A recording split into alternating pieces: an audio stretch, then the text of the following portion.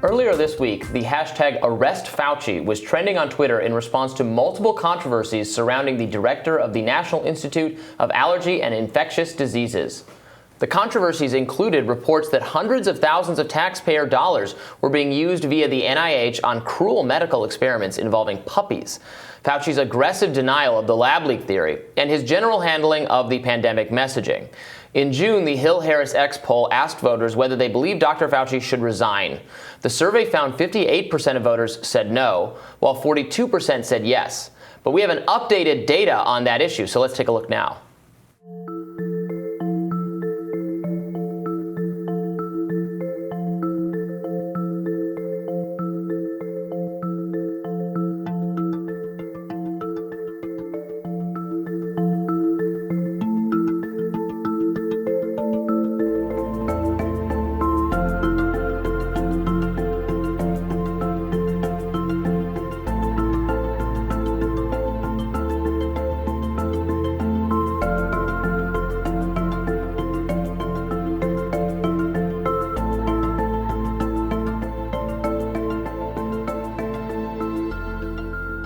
The poll found that support for Fauci's resignation has increased slightly over the past few months.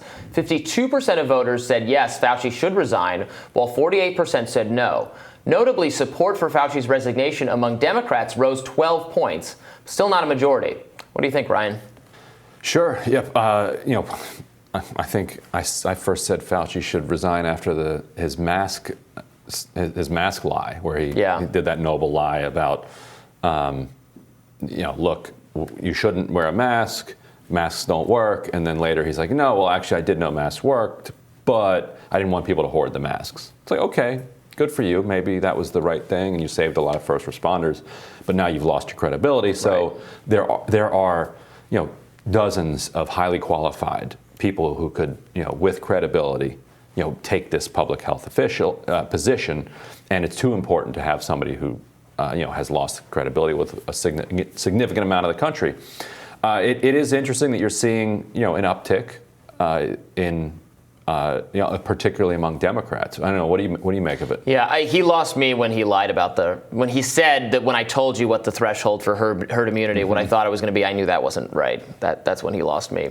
That was like his second admission of a noble lie. That was the second one. Yeah. Everybody gets one noble lie. I'm pleased to see this. He absolutely should resign.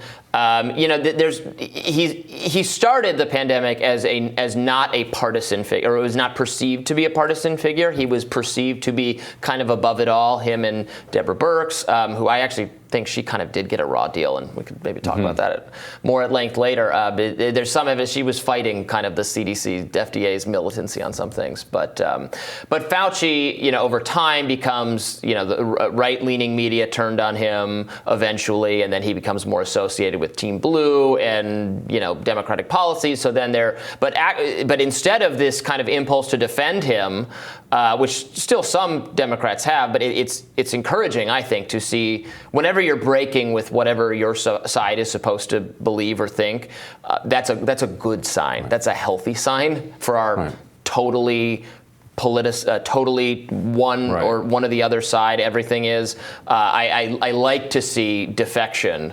It shows that there are still some people out there critically thinking, yes, who are not just recycling what they're told to think. Right, and one of the most important issues facing the globe in the future is going to be gain-of-function research. Are we funding it? Are we supportive of it? Is it happening? Because if it's happening anywhere, then it's happening everywhere.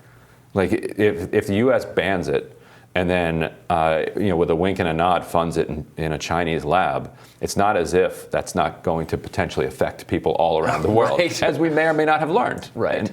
And you need someone unbiased in that role in order to help shape the conversation around that going forward. And Fauci has shown that he's an extreme gain-of-function partisan.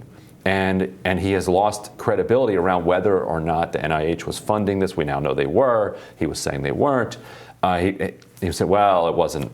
We didn't think it was gain of function, but then when we learned that they did know it was gain of function, but they were late in telling them. And it's just a complete mess. You can't have that. You can't have people who were involved in that making these decisions going forward, because we don't need a second one of these. Yeah. He has the unquenchable curiosity of like Dr. Frankenstein or Qyburn from Game of Thrones, and I don't want that person in the role of deciding this funding anymore. Yeah. We'll have more Rising right after this. Stay with us.